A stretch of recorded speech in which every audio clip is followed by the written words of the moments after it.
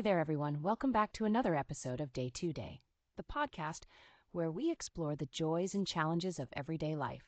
I'm Emma. And I'm Alex. Whether it's personal growth, navigating relationships, or just tackling the chaos of the day, we're here to talk about it all and hopefully help you along the way. So grab your coffee, tea, or whatever keeps you going. And let's dive into today's episode. So today's topic is something that's pretty close to heart, I think, for a lot of people. It's about relationships, emotions, and the concept of being held or contained emotionally by those we care about. Yeah, it's kind of like when you have that one friend who suddenly gets into a relationship and they just change. Have you ever noticed that? Oh, totally. It's like one moment they're all prickly, and then suddenly they're a different person. It's like they've found their emotional sheath or something. Exactly. It's like their emotional knife has found its scabbard. They just fit. It's kind of beautiful, really. And it all comes down to this amazing concept of being contained emotionally.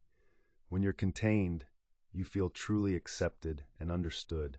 It's like, well, how should I put it? It's like that feeling you get when you throw a tantrum as a kid and someone gets it and just listens. Oh, right. Tantrums. Kids do that when they're overwhelmed, right? And they just need someone to help them sort those big feelings out. It's a process adults sometimes have to revisit too, believe it or not. Yep, it's a lifelong journey, really.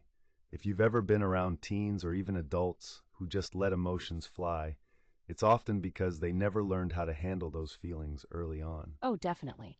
But what about the concept that being contained isn't about just having someone there all the time? It's more about this dynamic relationship where both can grow. Yes, and this can happen in friendships, partnerships, and even with mentors. It's where one person acts like an emotional container when the other person needs it. Right? And that person has to have some emotional maturity, right? They need to handle their emotions while being present and empathetic to someone else's emotions. Oh, yes, it's not easy being a container. It's quite a responsibility. But the relationship doesn't mean one becomes dependent. It's way healthier if there's a switch where roles can be exchanged. That makes sense.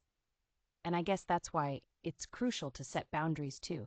You don't want to drain the person who's containing you, otherwise, it might turn into something harmful. Absolutely. It's like both sides seeing benefits without wearing each other out.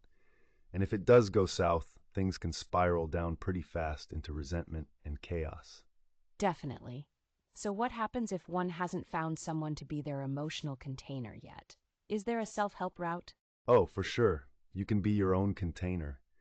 Creating spaces that feel safe where you can express your emotions freely is one way. Right? Like setting aside a corner or a room where you can be with your thoughts and feelings without judgment.